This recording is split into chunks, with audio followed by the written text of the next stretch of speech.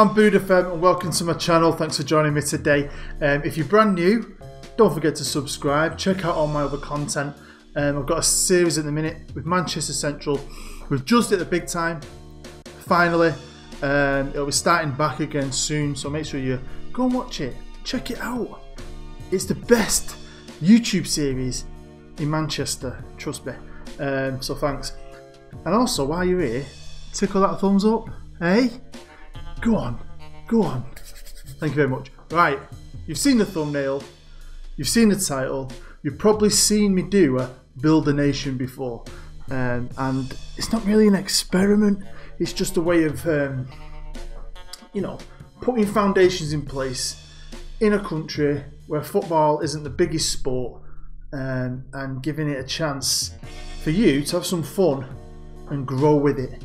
And that's what I've done. Now, I recently did a video, I'll put a link to it down below, called the Asian Super League. It's the first time I've ever done anything in Asia.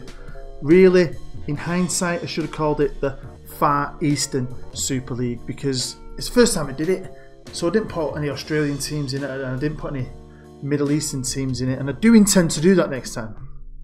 But another reason I didn't put any, well, especially the reason I didn't put any Australian teams in it, is because I was planning this. I wanted to do something for Australia all on its own, because I do like Australia. One of my best friends in the community is Australian. I've got friends who live in Australia. I've got friends who've lived in Australia and come back. I grew up watching Australian soap operas with my grandma, so I do like Australia. It looks like one of the best places to live. You know, great way of life, great weather. I won't mind going on holiday one day. Personally, I won't live there because I don't like the sun, and Christmas should be cold. But I don't like spiders the size of your hand either. But I wouldn't mind going on holiday, and you know, who wouldn't want to maybe go and live there for a few years and play some top quality football? But trust me, when you look into the setup in Australia, it ain't never gonna grow. It ain't never gonna be a big league, and it ain't never gonna have superstar players.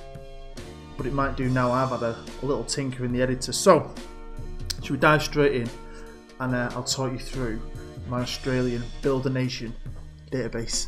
So here we are in Australia, and it's my little cheeky database. Now I've had to change a few things to make it fun. I basically wanted to lay the foundation, so there's certain things in place that will help it grow financially, with youth players, and not limit it really. So when you actually do look at Australia, it's quite a new league. It's only 12 years old, the league that they're using at the minute. I think there used to be one before that. It's called the A-League, the Hyundai A-League. It only has 10 teams in it. Now there are a lot of leagues below it. I think there's the Premier Leagues, they call them, I think, underneath that. It's a second tier, but there's no relegation or promotion from that. And there's 8 divisions in that. Queensland, Tasmania, Victoria, there's a few of them. And I think it goes down even more.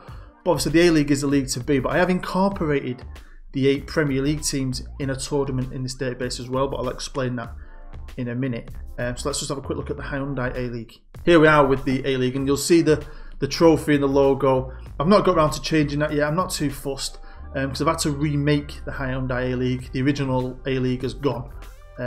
If you want to do that yourself, you can just switch over the logos, and that's dead easy. You just need to go into the config file. I've got videos on how to do that, and you'll find them on my playlists. But we're here, it's the 10-team league. Now the original league itself had a regular season part, then there's another part. It's one of them kind of leagues. It's similar maybe-ish to the MLS. They also had a salary cap which was tiny, and I mean, you were never going to grow. You're never going to get superstar players when you've got a salary cap, and a salary cap that's that low. I mean, it was pretty bad. Now, even if you won the league, right? If you won the A-League, the #1 team in Australia, you got a grand total prize money of £40,000, or whatever the equivalent that is in dollars, but £40,000. Whoopie-doo. I mean, that'd pay Wayne Rooney for a day. Do you know what I mean? It's not a lot of money, so we've restructured everything. So what have I done? Now here we are with the stadiums. Now one thing I haven't done is done anything with the stadiums. Each team is playing in its original stadium, but none of these teams actually own the stadiums. Not really. Most of them don't. Anyway, I say 99% of them don't own their stadium. I talked to a good friend of mine, FM18, who's from Sydney, big football fan. Check his channel out if you haven't already. You probably have, because he's got twice as many subs as I have. But he says a lot of them are like either rugby league grounds and so on. And I asked him, what's the pecking order of sport in Australia then? Because you're a football fan, I know, but what's the majority like? And he was saying it's Aussie rules football, cricket, rugby league. They've all got the big TV deals, they all get the big viewings. But he did say the most played sport is football/soccer. And it probably is around the world, because all you need is a ball. All you need is 2 freaking jumpers for goalposts and a ball. But when it comes to sponsorship and love, yeah, it's down there on the pecking order. So what I've done though is each team, I'm not showing you here right now, but each team, we're going to imagine this big TV company's come in and put a load of money into the country, right? And what they've done is each team has used that initial cash injection to give themselves top of the range training facilities. So every team in the league now has a top of the range Premier League, England Premier League level training facility. That gives it a great foundation to start building some good young Australian players and also attracting players through their training facilities. Now they've got good stadiums, but none of them really own it. Well, that'll give you something to do, and the league's something to do. Hopefully as the years go on, they'll either buy the stadiums and turn them into their own, or they'll build some purpose-built soccer stadiums, and that's what I'm hoping for. So that's what I've done when it comes to the facilities. Now when it comes to reputation, obviously each club had quite a low reputation, especially on the world stage, and the game gives each team a reputation out of 10,000 maximum, but I think United and City and Real Madrid, they're all around the 8,000, 8,500 mark. A mid-level Premier League team is about 7, bottom of the Premier League is about 6,000. So I've kept the pecking order exactly the same in Australia, but I've just upped the reps. So a team like Melbourne and Sydney, you'll see at the top there, who are favourites to win the league this year, they've got a rep that rivals Manchester United and Manchester City, so they can compete. But even the bottom teams, Wellington and Newcastle, they've got around about 7,000 rep. So even they're going to compete with the bottom tier. They're going to be better than the bottom tier of the English Premier League. So it's giving them that foundation now, because the rest of the world now knows there's money in Australia. It's a great place to live. All the cities are fantastic. We could go here and earn proper good money and play in an exciting young league. And I think that's pretty cool. Now, when it comes to the TV deal, we're definitely injecting some major money. So, like I said earlier, originally you came first place in this league, you won £40,000. We've changed all that. You come first, you get 70 million, and then with each position down, it drops by 5. If you finish 10th, you get 25 million. Good chunk of money. Now, let me have a look at my notes. There's 2 TV deals in place. Obviously, Australia's got a lot of money. It's a rich country, and if they took this sport seriously, they could afford to do this. So the Grand TV deal, I don't know who the sports channel is in Australia, don't know, but basically gives every club at the start of the season £150 million spread out over the year. So each club gets 150 million from the major TV deal, better than the Premier League. Do you know what I mean? As the years start rolling on, you really be able to start buying good players, improve, buy stadium, keep your facilities top of the range, pay big money, pay big wage.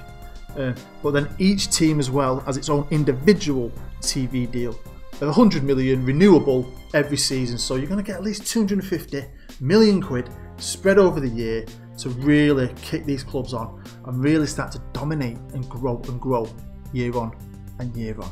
So that's what I've done there. Now if you look at the rules, there's obviously 10 teams. Each team will play each other, I think it's 4 times, so you're going to get 36 games in the season. So it's just a normal season. You win the league, you win the league. Top 3 teams qualify for the Champions League. Team in 4th place might qualify, but that depends on the winner of the FFA Cup. Discipline, I've done the same kind of discipline I do in all my databases. Transfer windows rivals Europe. The league itself is on like a European date system, which might be a bit funny because the Asian Champions League and so on plays at different times of the year, but you're just going to have to deal with that. Something different. But yeah, they're the rules. Now in previous databases, I might have given a player injection like I did on my Asian Super League, or I've put in my subscribers as regens, I've put in managers that are out of work just to try and give it a kick up. I've not done that here. You're starting with what you're starting with, so all the actual managers are still in place and all the squads are still in place. So this first season might be quite exciting with all these teams ready to just spend that money and bring in top players, and obviously it'll build as the years go on. I didn't want to do what I've done in the past. I wanted to, you start at the bottom. You play this database, you're going to go into a squad with your team, but you're going to be able to go out there and say, right, get your pen, get your pad, and build yourself a cracking team, hopefully, and start to not only dominate Australian football, but dominate Asian football. Now, when it came to the cup, there's one cup. I think I couldn't find one cup. It's called the FFA Cup. It's like the FA Cup. Now, I don't know its original rules, but I've scrapped them original rules and I've changed it up a bit. Now, all we've got in this is you've got the 10 teams from the Hyundai A-League, and you've got all the teams from the 8 Premier Leagues below it. I think it's about 106 maybe, roughly, teams altogether are in this cup. So it's not just the boring top 10. Some of these teams might challenge you from the bottom. We'll have to wait and see, because now there's a lot of money up above. That might filter down. It might do. Some of these young teams might have a good player, and it might help them financially, having a rich league above it. We'll have to wait and see what happens. So yeah, that's the main cup, and it runs right through the season. I think there's decent prize money for this as well. And then I created the Australian Super Cup. It's your standard cup where at the start of every year, the winner of the league plays the winner of the FA Cup. That's it. Its reputation's okay. You get a bit of money if you win it. It's just a nice little start to the season. And it's played, like all the cup finals, in the brand new National Stadium. I couldn't find one. I couldn't find a National Stadium. If I've missed it, I apologise. I don't think there was one set. So I created one. It's 100,000 seat. It's brand spanking new. And it's top of the range. Cup finals are played there, and the national team will play there. So, like the national team as well, hopefully it's going to kick on the country to, make the country get behind soccer. And that's another thing I want to look at, how the nation develops, really, because with all these great facilities, with all these finances, with a better youth rating, and a national stadium as well, surely there's going to be some really good young Australian regens coming through. So we'll have a look. I mean, I've not changed anything. The team that's in place, the Socceroo team, is the standard Socceroo team of the moment, and the manager's the same manager they've got at the start of FM18. World rankings though, 8. And the reason for that is I have boosted the youth ratings, and I boosted its reputation a bit as a country. Not that much though. I did boost them a bit because I wanted them to be just kicking on a level. If the country, you have certain levels that each country takes football serious. Like if you go into the editor and look at England, it's very important, or you can have important or not very important, so on and so on. It just shows the computer if a country takes football seriously, and Australia really didn't. So it upped its importance and just upped its reputation a little bit to start, they're starting to take soccer serious, and that's given them a boost up the rankings. I don't think they'll stay in 8th because they haven't got the players to be an 8th ranked team. They probably will drop a bit. But as the years go on and the regens come in, it might be an exciting save to be Australian manager. So what we're going to do now, we're going to jump 5 years into the future and take a good look at how this sets off. As always, this database will be available on Steam. You should find a link in the description. I'll put the save file as well at the start of the game if you just want to do that. I'm going to put the save file out there for 5 years if you want to jump into it in the year 2022. So I'll see you in a bit. Good day. Yeah, sorry, Australian people. I actually talked to my Australian friend Troy, FM Live, and I asked him about that, and he said no one really says it. But when in England, there was an advertising campaign recently for like an Australian drink, and it said "G'day" all over the posters, and it's like, why do we think they say it if they don't say it? But anyway, moving on. It's the year 2022. They've got Alberto Zaccheroni as a manager. They're now ranked 37 in the world, which maybe is a bit more realistic. Aaron Moy still knocking about. You can see him there. Matthew Ryan. I'd be interested to see if they've got any regens. The Hyundai A-League looks like it's still got a good rep. I'm excited to find out. But before we look at that, I think we look at the national team. Here is the national team of the moment. I've arranged it by value. So, I think you got Matthew Ryan, Arsenal player, and we all know who he is, goalkeeper. You got Brad Smith, left back. So a lot of real players are still knocking about. I want a regen. There we go. Matthew Anderson. Let's have a look at Matthew. He's only 20, centre half. He's got key attributes here that look very good for his position. room to grow. Playing Australia, so happy with that. Who's Tom? He's 29. Let's have a look for younger players. There we go. Lovely bald regen there. Striker 21. Again, he's alright. I'd like to see a few better players. He's done alright internationally for the under-23s. Look at them winning championships and after championships. So that's a good sign. Maybe I have to look at that. Well, here is the AFC under-23 championships. And Australia have won the last two.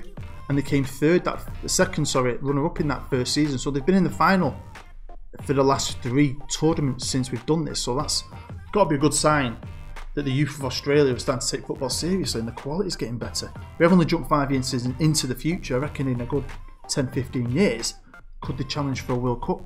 Here we are with the Hyundai A-League. The season just finished and it's been won by 2 points by Melbourne Victory. If you look over there in the top right hand side, you'll see Melbourne Victory just won it. Newcastle United Jets won the last one. That's good because I don't think they start off this as one of the bottom teams. I like that. Melbourne Victory won the one before that. Melbourne City won the first 2. So there you go. It's been a little bit mixed. I like to see a team. Personally, I will have a go at this myself. I always like to have a go on my own databases. I'll be Wellington Phoenix. 1, because I love the name Phoenix. And 2, because they're not actually an Australian team. The Wellington Phoenix not only play in my possible favourite kit. If you watch my series, you'll know I'm a big fan of black and yellow bumblebee stripes. So how can I not be them? But they're from New Zealand. I think they're New Zealand's only professional team. And I think they don't do that well in the A-League.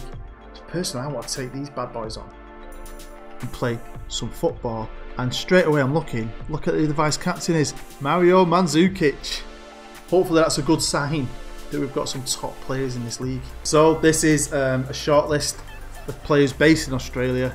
And look at them values. When we ever see them kind of values, and straight away you look at that list and it excites me.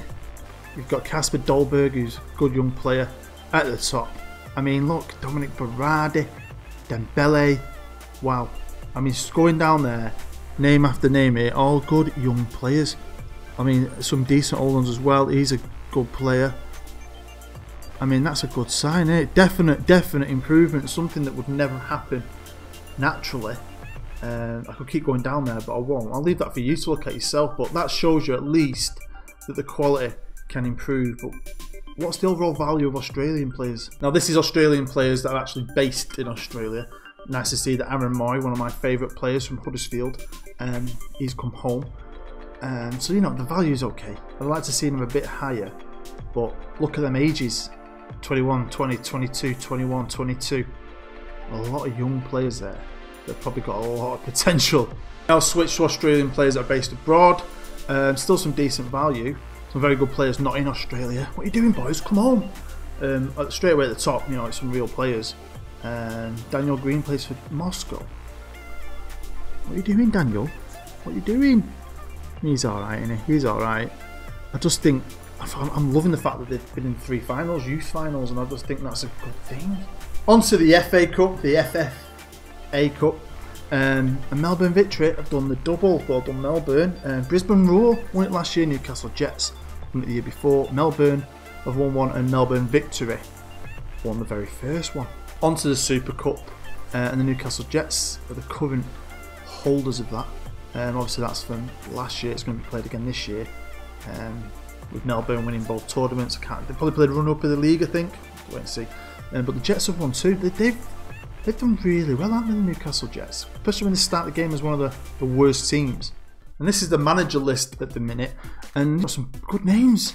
Names, again, you would not see unless we put these things in place to improve Australian football. You've got Philip Cocu at the bottom, who's a young manager. Obviously, Sergio Rebrov, do you remember him? He's a player. Andre Villas-Boas is here. Warren Joyce, who I'm sure is a Manchester United coach. Well done, Warren, though. Emmanuel Pellegrini as well, is at Perth. So look at that as well. Barcelona managers at Melbourne Victory. No wonder they're doing well. Fair play to them. So not only the player quality is improved, the manager quality is improved. Here we are with the stadiums, and everyone's in their original stadiums. So no one's built their own yet. I won't rule that out because it definitely does happen. We're only 5 years into the future. But you never know. Some of these teams might have actually bought them without taking them over and looking. I won't know. But I hope so. Now this is the big one. This is the one I wanted to see, and this is usually a good judge on if the country and its quality of its football league has gotten better. Now, don't get me wrong, Australian teams have won the Champions League in the past. Western Sydney Warriors won it in 2014. But if you look at that list, I think that's pretty much it. I don't know if any Australian teams won it back in the day when they had the older league, but I don't think they did. It's been dominated by the rest of Asia, especially like Japanese, Chinese teams, definitely. Until now, look at that bad boy, eh? Last 3 years, it's been ruled by Melbourne Victory, Western Sydney Warriors got another one, and Sydney FC. So last 3 years now, Australians starting to dominate the Champions League, and I reckon they're going to dominate it forever. So we've come to an end of my Australian Builder Nation database. Hopefully you've enjoyed that run through. Hopefully it's inspired you to maybe move to Australia. Go and live in Sydney. Say hello to my friend Troy and try and dominate the world. Because he says that himself. He's wanted to play in Australia many times, but you hit a brick wall. You get to a point where you just can't grow anymore. It's too frustrating. And a lot of us like to play lower level football, but you still want to improve and you just can't. Hopefully this gives you that improvement and gives you a chance to take on the Chinese, the Japanese and the Korean clubs in Asian football. Really improve Australian football, come up against great players week in, week out in the brand new Hyundai A-League. I mean, I think it should be a lot of fun. I think it is an improvement. No offence on Australian football, but if you're Australian, or not even Australian, just a football fan, this should be a lot more fun to play than the standard Australian league. And let me know if you do play it. Tell me in the comments. Let me know who you're going to be. Let me know how that save goes. I'm always interested to know how my databases go down and if you enjoy it, and yeah, how you story. I love people's Football Manager stories. I could just listen to them all day. I love it. If you love this video, don't forget to smash that like button. If you're new to my channel, feel free to subscribe. I'd really appreciate it. Like I always say, check out my series with Manchester Central. It's just about to get really good, hopefully. So yeah, I've been Booed. Thanks for joining me. Have a great day. See you next time.